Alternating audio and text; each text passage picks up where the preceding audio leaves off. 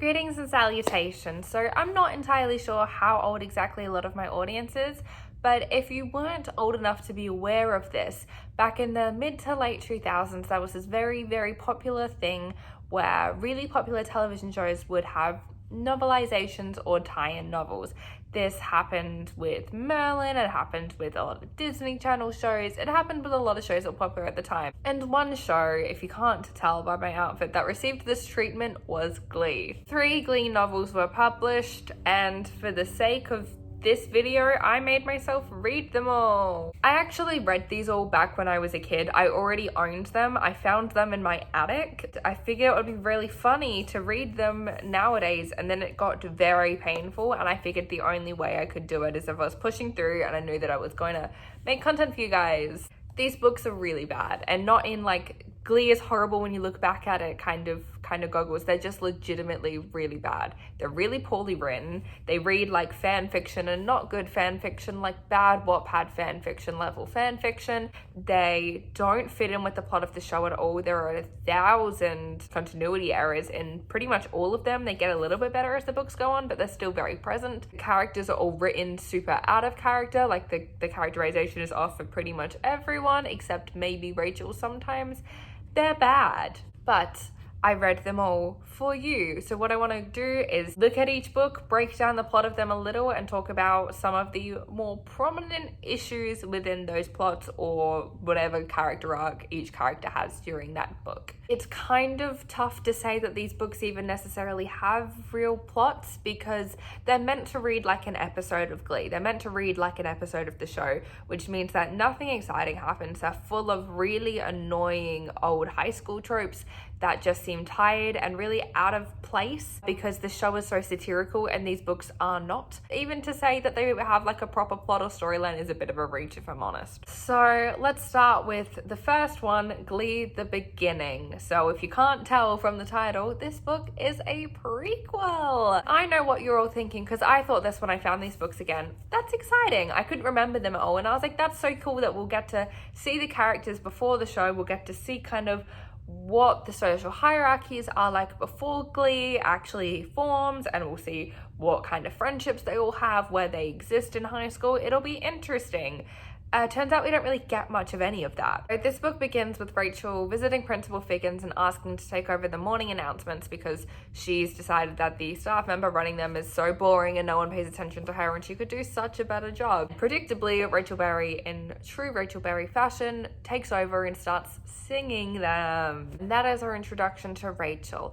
Our introduction to Quinn happens very soon after in the lunchroom, the cafeteria, where her, Brittany, and Santana are setting up a little booth in the cafeteria for the upcoming homecoming dance that weekend, where they are charging students to vote for the royalty they want. Quinn and Finn are kind of talking but not actually dating yet at this point. Finn hasn't asked her to the homecoming dance. Quinn also has a weird attraction to Puck that is noted very heavily that I hate. Rachel comes into the cafeteria, decides that it's an outrage that the Cheerios are charging people to vote for their homecoming royalty, and the Cheerios start paying her out, and then Kurt Hummel comes to her defense and throws a $50 note on the table to vote for himself, Rachel, I'm not entirely sure. And not to nitpick a lot of things in this book too much that aren't real continuity errors, but Kurt throwing a $50 note on the table just kind of already shows a clear lack of understanding of Kurt's character and his financial situation. This boy is not working during high school, and there is no way that Kurt Hummel was giving him like that much money to just throw around. He stands up for Rachel. Rachel goes to give him his money back, and Kurt says, "Hey, I heard you singing in the morning announcements. It would be really cool if you joined Glee Club." So yeah, Glee Club is already a thing. Kurt, Mercedes, Artie, and Tina are already all involved in the school's Glee Club, with Sandy Ryerson as the coach, although he's apparently never around. No other students are in the Glee Club, just the 4 of them, and Kurt has now invited Rachel. So this undermines the pilot of Glee so much because it's already a formed group that most of the beginning members of the New Directions are already a part of. I was under the impression that they all signed up when Will took over because they didn't want to be in New Directions when Sandy was there because he was assaulting students. But no mention of that here, they're all already in Glee Club. Rachel shows up to rehearsal, is super annoying, they all get mad at Kurt for inviting Rachel, it's a thing. We then see football practice where we really get introduced to the tension between Quinn and Puck. She's watching Finn and Puck kind of talking about her from afar, and she's thinking to herself about how Finn is the perfect boyfriend to fit into her daydream scenario about her life. That would be great, homecoming king and queen together and prom king and queen, and he's the quarterback and she's the head cheerleader and it's perfect. But she cannot deny the sexual attraction that she has to Puck. I mean, while Puck and Finn's conversation is disgusting, and it's mostly Finn talking about how he doesn't understand how Quinn is in celibacy club when he finds her hot, which isn't why people are celibate, but sure. And Puck talking about how Quinn is secretly really kinky, most likely because all Christian girls are, which I also hate with a passion. That's the tone of this. At the end of practice, Puck pulls Quinn under the bleachers. They make out. She pushes him off, saying that her and Finn are gonna be a thing. They make out a bit until she tells him no and she runs off to celibacy club. Finn is already in celibacy club. She's waiting for Quinn. She's nowhere to be found. He says that he will leave and go look for her because he doesn't want to be in celibacy club. And here is one of my first real big issues with this book. Because as he's walking around the school looking for Quinn, he hears Rachel singing in the auditorium and he goes in and listens to her sing. She's rehearsing for a recital that the Glee Club are performing out on Friday, that they've invited Rachel to perform out with them. Finn hears her singing and just immediately basically says that he's falling in love with her because of how talented she is. He listens to her sing the whole time, and when they finish the song, they have a deep emotional chat about how Finn doesn't want to just be known for football. He wants to be good at something that means something to people the way that Rachel's singing means to people.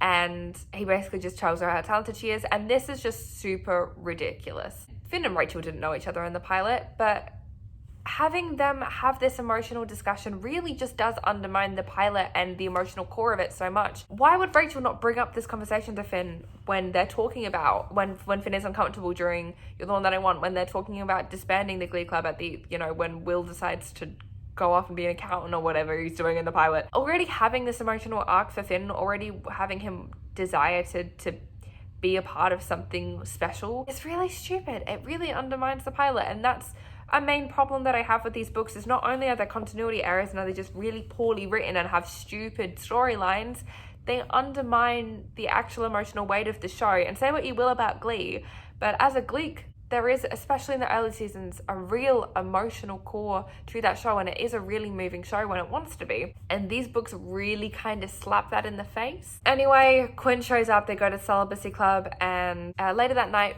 Kurt shows up to Mercedes' house, apologizing for inviting Rachel into the New Directions and asking her if she wants to go out for ice cream for him. During this exchange, Mercedes notes that she thinks she might be growing feelings for Kurt, which is also kind of ridiculous because I was under the impression that Mercedes did not think of Kurt as a romantic option until the Cheerios put that idea in her head to fuck with her.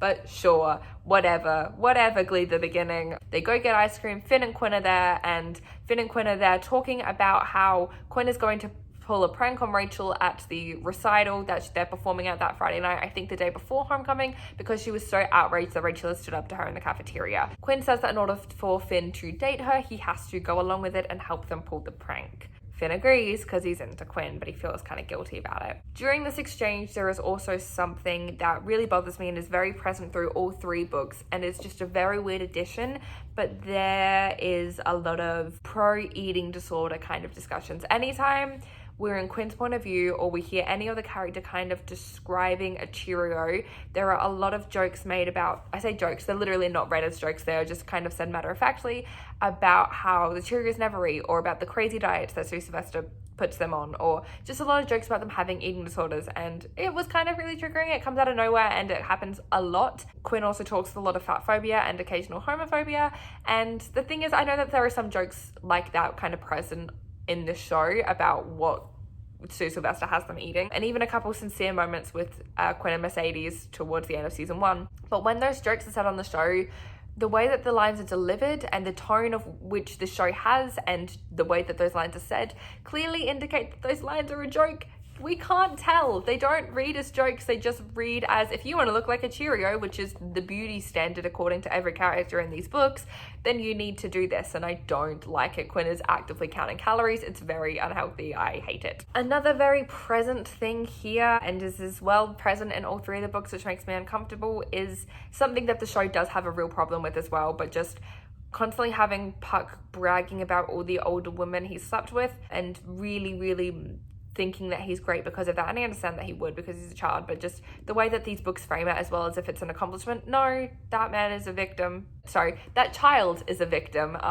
He is a 16, I think, year old here, and he's bragging about sleeping with like 40-year-old women. That's not okay. That's abuse. That child is being abused by older women. He's being assaulted. Yeah, so that's also something very present here, and that is a problem that is very present in the show too, but I still hate it. The next day at school, Rachel shows up to Glee rehearsal again, and she gets very angry at everyone for not wanting to go to homecoming, and she feels like her talents are being underutilized. So she goes and sees Emma and talks about potentially transferring to an arts school. Quinn meets Puck in a janitor closet for some reason, very classy, and Puck tries to seduce her again, tries to initiate making out, even though he had promised when getting Quinn to agree to meet him that nothing would happen because she is now officially dating Finn, and he asks her to the homecoming dance. She declines because she's now officially dating Finn.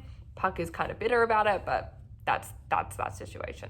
Then we also have the beginning of a weird kind of story arc for Tina that we have here, although I'm glad that Tina gets a story arc, which is artist Tina. She's apparently a really talented artist. Artie has noticed that and praised that.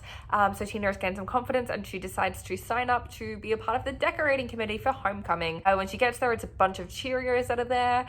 And they kind of don't take her seriously because she's a Glee kid. So already we have this Cheerio versus Glee kind of dynamic that doesn't make sense to be there, because the reason why the Cheerios hate Glee kids more than like any other kind of social outcasts is because of Sue Sylvester's hatred for the Glee Club and the fact that she makes them kind of do her bidding. But okay, sure.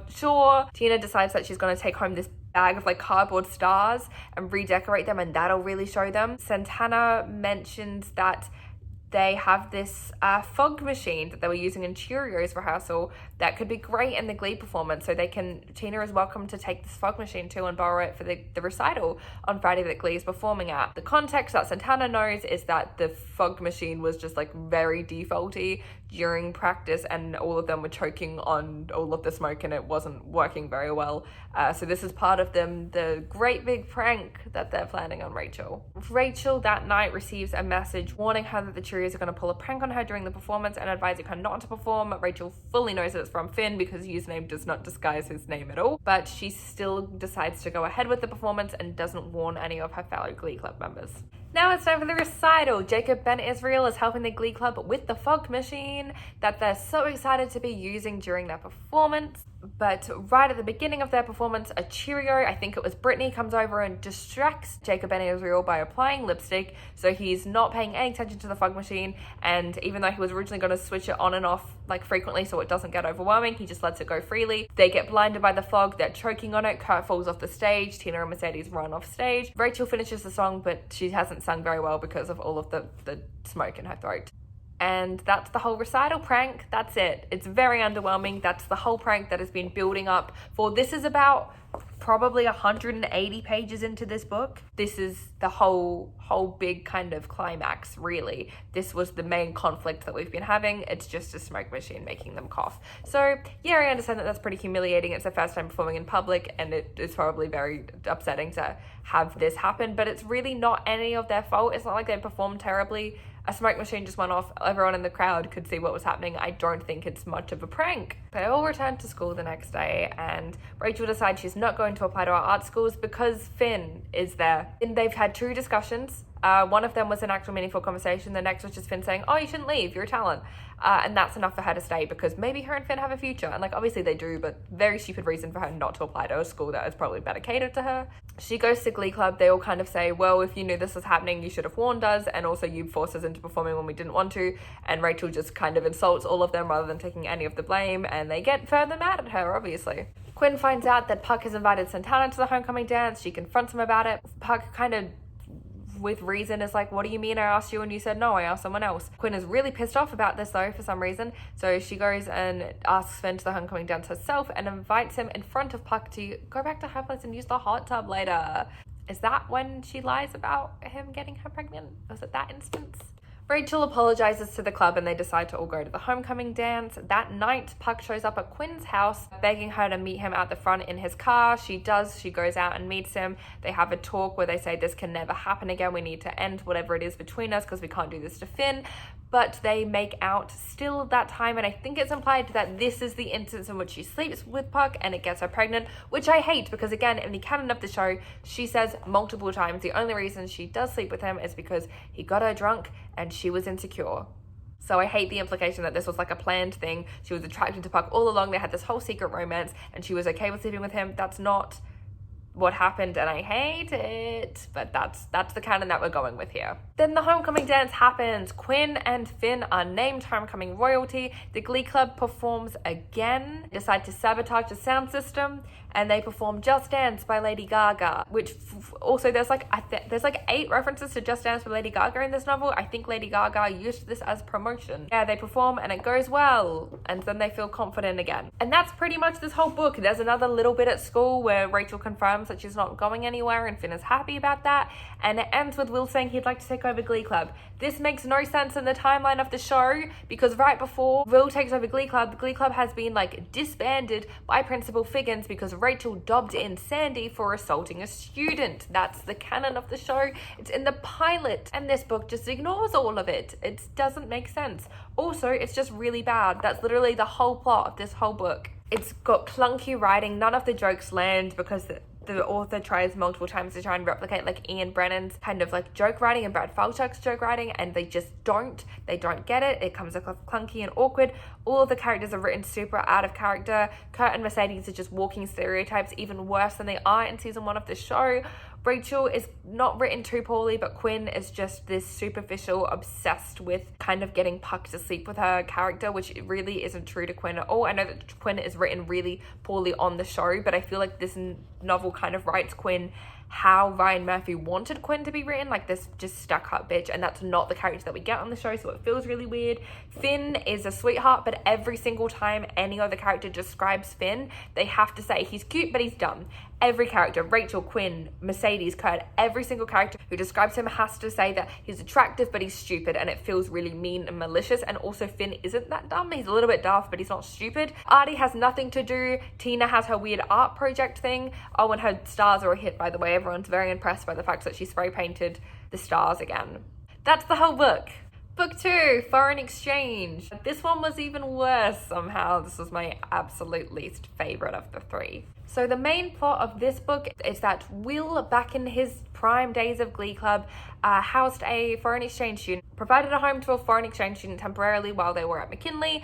They were French, they joined Glee together, they formed a lifelong bond, and that friend now has his own Glee Club that he teaches in France.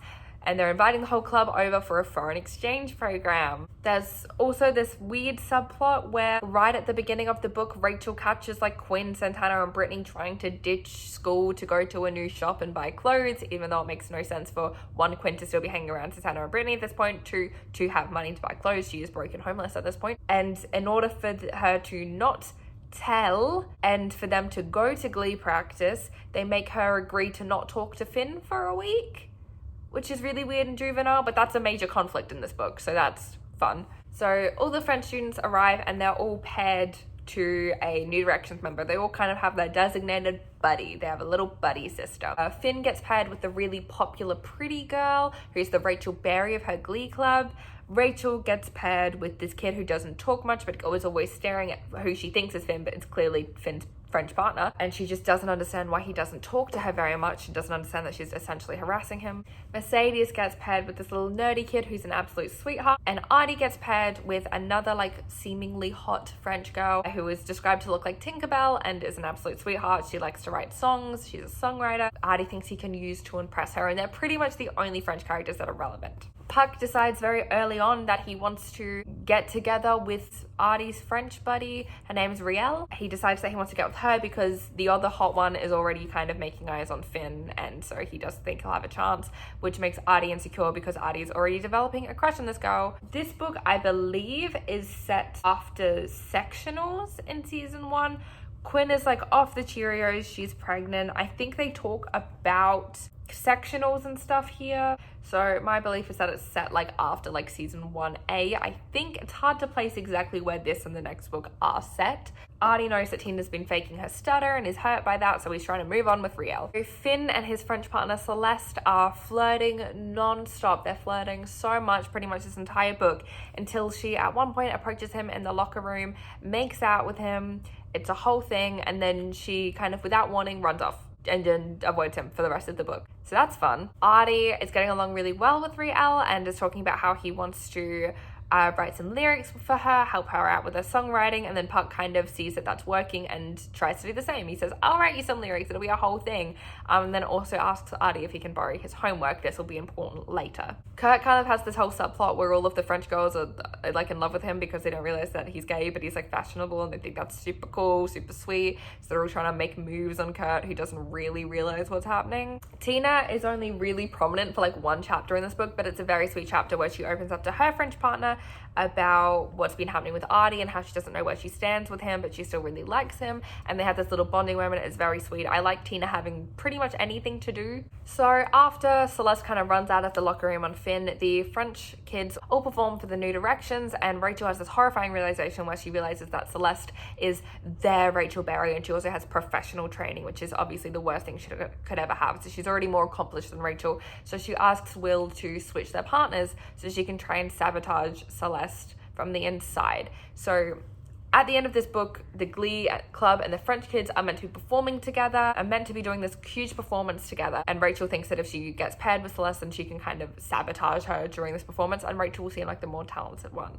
Mercedes takes her French partner Mark to the mall to buy some clothes because he looks really nerdy. While they're there, Santana and Brittany are also there, and they say a lot of mean things about Mark and his fashion sense that he overhears, and he decides that he wants to get back at them by attending a party that is meant to be only for football players or basketball players, I think, actually, because it's basketball season, and Cheerios, which Quinn is also somehow, for some reason, attending. Celeste and Rachel are then working together in their pairing, and at lunch they kind of have this heart-to-heart talking about their relationships, where Rachel kind of realizes that they're actually quite similar, and she thinks that they could be friends, and she doesn't want to sabotage her anymore. So that was very short-lived, and it helps that Celeste admits that she doesn't really like Finn, that she was just trying him out to see what American guys were like, which is horrible. Finn deserves better than that. That's horrible, Celeste. A huge problem that I have with a lot of this book is that so much of it is centered around McKinley and I having this like cultural exchange week and like this cultural appreciation week where they learn about other cultures, and I just don't buy it. I also don't buy that there's like a whole foreign exchange situation. I don't believe any of this is actually happening. One, because the characters are written super poorly. Two, because again, there are a lot of continuity errors. But three, just like McKinley High wouldn't care about that sort of stuff. They wouldn't have the funding for it. They wouldn't care. Like, McKinley does not care about any of its minority students. It doesn't protect any of them from bullying. Why would they be spending so much of their budget on this multicultural week when they really don't care about like other cultures? And especially because I think this book is set in between season one, it's very hard to believe that there was like a whole other girl that with Finn that Rachel and Quinn were jealous of that was never mentioned again. It's hard to believe that Artie had this whole subplot about a girl he really liked and was never mentioned again. It's hard to believe that Puck was pursuing this girl and felt very rejected by her. That's never mentioned again. It's hard to believe that there was a whole group of French kids there that were never mentioned again. Mercedes makes like a lifelong friend.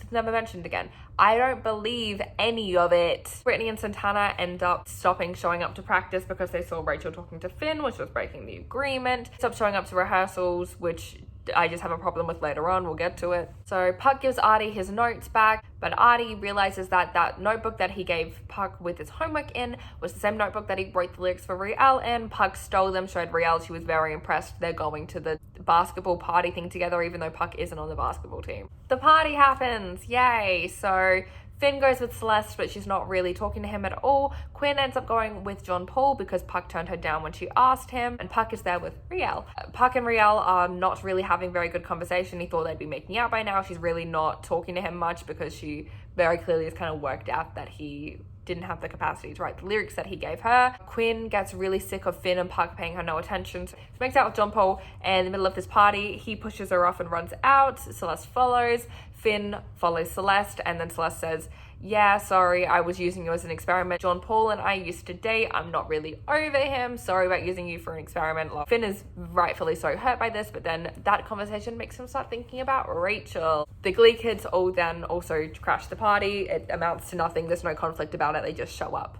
that's the whole payoff from that conflict. I also really hate like Quinn like desperately making out with someone to try and make other guys jealous. Quinn, yes, is an actual part of her character is seeking validation and craving validation, but she's not that boy crazy, and she's not that horrible. She's not that bad at reading social cues either. I just hate the way that Quinn is characterized here a lot. They make her really, really stuck up, superficial, selfish. And sure, sometimes she has those tendencies, but they really come out of insecurity. And look, I know that I'm projecting my own analysis of Quinn's character onto this, but even in the show, she's just not written this one-dimensional, especially considering she's pregnant and has been kicked out of home at this point. This girl just doesn't have those priorities anymore. She has moved past them. She is like heavily pregnant. Can we talk about that? So the Glee performance at this massive multicultural event thing is just for fun, but they're also trying to get a bit of funding from a superintendent who's there. So the Cheerios are also performing, but Brittany and Santana get told that they can't perform with the Cheerios because of how much school they've been missing, because Rachel did tell Principal Figgins that they were ditching. So they perform with the Glee Club instead, because somehow they're not allowed to perform with the Cheerios, but they're allowed to perform with Glee.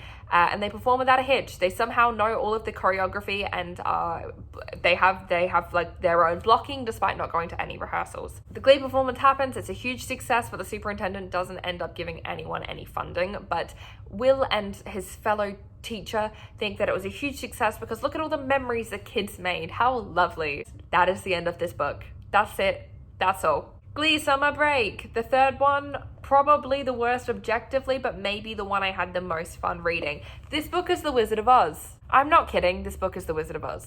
This book is set in season 2, but I really could not tell you where in season 2 it's set because this book doesn't even know. It's apparently after Kurt has come back from Dalton. We don't really know Sam that much yet, and Quinn, Santana, and Brittany are all still in the Cheerios, even though they left the Cheerios before Kurt came back from Dalton. So I'm not entirely sure where this is set, but it's summer break somewhere in season 2. Will tells the kids that he set up this little program for the Glee kids to run this like boot camp for local schools where they can teach kids how to like sing and dance and get into musical theater. Rachel thinks this is outrageous because she made all of her own plans for the summer for her and Finn, where they were going to take dance classes and extra vocal lessons and all of this, and she refuses to be a part of the boot camp thing, even though Finn wants her to be. She then gets very mad at Finn for not standing up for her, and they have a little fight, and Rachel goes home sulking. She has this new pair of dance shoes that she got for her dance classes this summer, and she tries them on, but they're apparently very hard to dance with. She falls over, knocks herself out, wakes up like a year in the future on a private plane. She's on Broadway now. She left McKinley, dropped out of school, went to go on Broadway. She's in Oklahoma. She's a lead role on Broadway. She's super famous. Apparently Broadway now pays enough for her to have a private jet. Curtis, her stylist, she doesn't talk to her dads anymore. She's not in touch with any of the people from Glee. Her and Finn broke up after that fight, and they've been broken up for a while. And it's the Wizard of Oz. She is woken up in Oz. She's apparently going back to McKinley to do this special little appearance as a big Broadway star, and they're very happy to have her back. But all the Glee kids kind of hate her now because she abandoned them and became a horrible person. Apparently she screwed them all over on her rise to stardom, which seems very accurate having seen season 4 of Glee. Will doesn't run the Glee Club anymore. No one really knows where he is or why he's gone, or no one will tell Rachel more accurately. Kurt seems to secretly hate her. Puck is the only one who's kind of nice to her, but then it turns out that he was only doing that to try and get like kind of semi-nude photos of her to sell on a website that him and Jacob Ben Israel have, where they sell photos of her because she's a big celebrity now. Brittany is now running Glee Club, and apparently Santana is also a very, very famous singer. She's just won her first few Grammys, as she should. Apparently she went to that boot camp thing, and one of the kids' dads that she like bonded with was a huge producer who then like gave her a record deal. She made a record. She's also now uber famous. Her and Rachel have this kind of rivalry because of it, and they're both performing at this event as the huge successes of McKinley High. There's a bit of conflict at one point because Rachel realizes that Kurt also sold photos of her to that site that sells the photos of her. She thinks that's a huge betrayal, but Kurt says, look, you've been horrible to me. It was just a photo of you sleeping. Who cares? This is payback.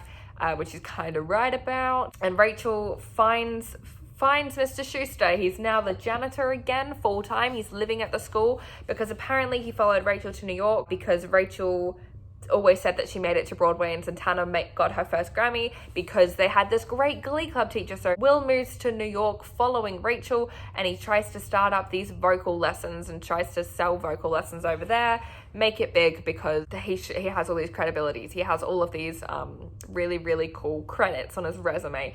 But Santana and Rachel, particularly Rachel, will not say that he actually taught them. They lie about it. Rachel says she taught herself everything she knew. So Will loses his job, and he's broke from moving out there, and he has to come back and work as a janitor and live there. But hopefully Principal Figgins will get him a job when he can. Rachel feels very horrible about this, and it's the one thing that really sets her off and says, wow, I've really fucked up my path here. Also the fact that Finn is now engaged to Quinn. The both of them are super religious, but they seem happy, which I love to see. Finn has like tattoos. They both run the celibacy club. It's a whole thing. So Rachel learns that she became a bad person in order to become a star and feels sick with herself. She performs the recital and it goes well, probably better than Santana. She doesn't stick around to watch, but then she decides that she's very unhappy with life and unhappy with the person that she has become. Her and Kurt apologize to each other in the hallway, and they go to hug, but they hit their heads together really hard. Again, it knocks Rachel out, and she wakes up in her bedroom, but she's learned a lesson. So now she's going to go to that boot camp that the Glee Club is doing, and she's going to apologize to Finn, and she's going to be a better person. And that's this whole book. I'm so tired. This probably isn't even a fun video to watch. I hate them. Something that really irks me about this book in particular, Summer Break, is that we do see Santana a bit. But every time we see Santana, she is constantly talking about sleeping with boys and being boy crazy and like finding hot boys and stuff and being attracted to men, which I'm not sure if the author is trying to write off as her being performative and not being ready to come out to these people, so she's lying about being attracted to men. But when this book is set, Santana's sexuality would have been talked about. That arc should have begun. Born This Way is the episode in which Kurt comes back from Dalton, so sexy's already happened. Born This Way is a thing. It's a part of her character at this point, because later on in the book there's this little jokey, winky moment where they talk about how Santana and Brittany have always been close. It doesn't feel like Santana is doing that as a performative thing, because it's just like even in private moments with people she trusts, and she's talking about like actively having slept with men while she's gone off on her career, and her career is supposedly a year later, a year after she figured out her sexuality, and it doesn't feel that way, and it feels malicious and weird, and I hate it. The pro eating disorder discussions happen here too. It's a whole thing. It's a whole mess. There's quite a few jokes that are legitimately offensive. I wrote like 23 pages of notes while reading these of just every singular little problem I had as I went through chapter by chapter, as well as recapping them a little bit so that I could have kind of a thought process for this. So a lot of the problems I had in my notes, I'm not going to go into detail because they're very nitpicky and I feel kind of mean doing that, but I hope that these plot summaries can communicate just how bad these were. I might also put the notes up on my Patreon if anyone wants to actually read through them. They might be on my Patreon somewhere. These books suck. The plots are stupid. They don't understand the characters. Everyone's a stereotype. Everyone's one-dimensional. They're not funny. They're not fun. They're horrible. And I hate myself for having read them. I think this is the greatest act of self-harm I've ever done. Despite all of that, I hope that somehow you guys found a way to have fun watching this video. If you want to read them for any reason, let me know if you do and what your thoughts were. Stan Glee 2021. Glee, at least the first 2 seasons, were legitimately good. Stop sleeping on it. Glee was a very weird phenomenon that I'm very fascinated by and I unironically love. I don't care. Thank you for watching though. I love you and I'll see you very soon. Mwah.